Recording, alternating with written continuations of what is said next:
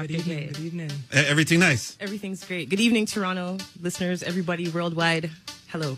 So we had to give them one of the anthems, True Masqueraders. Yes. So I know doing a little research, this is like the very first Masqueraders Association, like something for the people. Yes. So what was the reason for bringing this to fruition then? Last year, my girlfriends and I had kind of disturbing experience on the road, being, threatened with physical violence from non-masqueraders in the band, stormers, things of that nature. And I felt that it was really important to, get the message out there. And thankfully that, there's a group of people that are with me on the board that we all feel the same way and want to make sure that we can improve the festival. My child participates in it, lots of other people, friends, family members. It's about us. It's about our culture. And it's important that we hold a certain level of, expectation or a standard and bring it back to what it used to be. For sure, for sure. So why is it that Toronto needs this? I mean, there's festivals all over the world. What makes Toronto, I guess, this problem? Because, for example, when I DJ'd in Bermuda, they had, everybody was jumping up, but there was no issues in the sense of people not respecting the people in costume, if you understand. Mm-hmm. You see it happen, in Trinidad and Barbados, throughout the islands. So I'm just trying to get from you guys, I guess, what was some of the mandates, I guess, for the association? And as Janelle was explaining, one of the reasons why you felt the need to come together for this.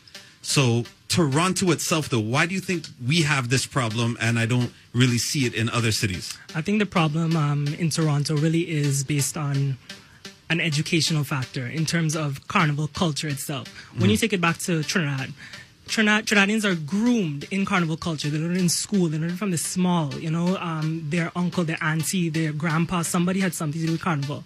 Here, we are expats here. This is a gift that we gave to the country. It is our responsibility to make sure that we honor it and we respect it. Where mass is concerned, people spend hours, months, days, thousands of dollars building and constructing these costumes. And that message is never put out. All that you ever hear is, come down and take a jump up. It is more than that. It's a parade of the bands and it's a presentation of culture and art. True. Well said. Well said. So is this something that is open to the public? Can anybody join the association? We're glad that you asked that. Good. We are actually canvassing membership right now. It's $5 to join the association. We have some sponsors, makeup. We have Carnival Kicks. Thank you for your sponsorship as well, ladies. Get your boots in gear. So, a lot of people are joining on the bandwagon, jumping on. And I can't even call it a bandwagon. It's becoming a movement because it's so much bigger than even what I expected out of a Facebook page that, I like to rant on social media. So, just coming from that to like where we are now and, a lot of people in the community from the former CCC, from the Caribbean Arts Group, Pan Arts Network, we've made so many connections and everybody is coming together for this one purpose, for us, for everybody. And they recognize that a group of young people can come together and we can have ideas and we can present ourselves and it's not to disrespect anybody. We legitimately and genuinely want to improve this. Yeah, and that's a very important message. So I guess for me, the next step, I know there's usually a lot of red tape when it comes to these things. So what is it that everybody else could do? Aside from join the association, what else could we do to get this point across? And as you said, to really educate the people as to this is a actual presentation. This is a parade. I had somebody ask me a few questions for an article,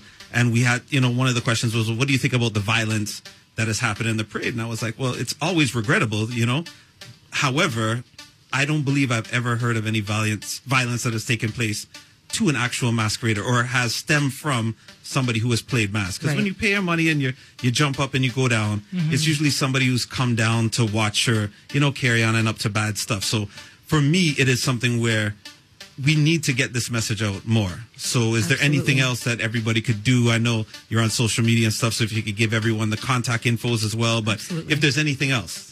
Absolutely. We want to encourage everybody, if masquerading is not your thing, there are tons of ways you can get involved. Yourself with your sister, Mayana, bringing the section in Luis Aldina for the last couple of years. Right. You have volunteers that come in and they dedicate that time, and I shout out to everybody that's in the mass camp right now, whichever mass camp with glue gun burns, put the glue gun down, you're good, take a 5. But you get involved that way, volunteer, see how the mass is built. I'm urging, Tropicana Community Services, all of these people, let's open up workshops in the summertime for the kids. Keep them off the streets. Let them learn how to bend wire, so that we don't have to fly people from Trinidad to come here and bend wire. We can pass this on to the people that are here because there are people that want to do it. True.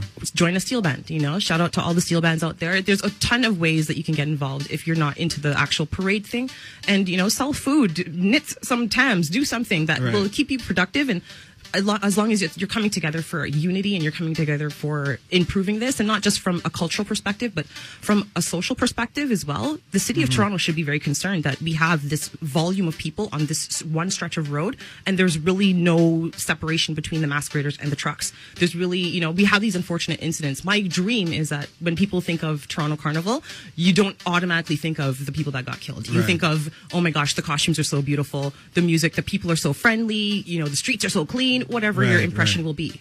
True.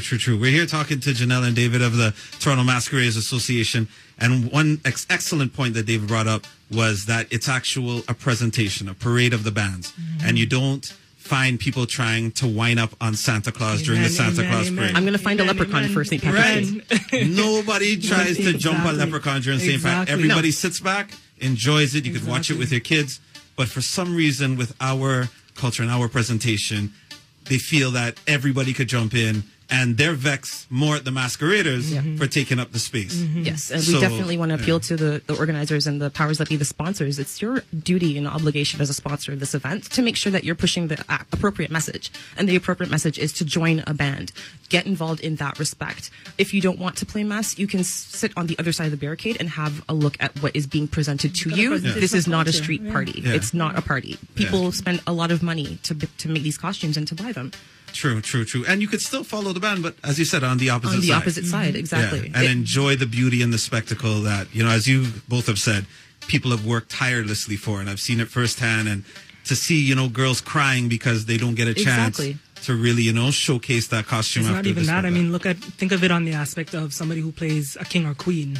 Yeah. That's hundreds of thousands of dollars to play that mass. Them things is light up pyrotechnics and lift up and do all kind of stuff. And they have the right to own that road. You have the right to own that road. It's your culture, it's your presentation, it's your craft that you put into this. Right? We have that same right as every single other community that comes out and parades and demonstrates their pride in their heritage. When you look at things like, people don't dig up in Egypt and stuff like that to dig up King Tut himself. You're digging up history, you're digging up culture. This is what we leave behind for somebody else. And this is our gift that came from Trinidad and managed to reach across the world and is something that generates $400 million annually.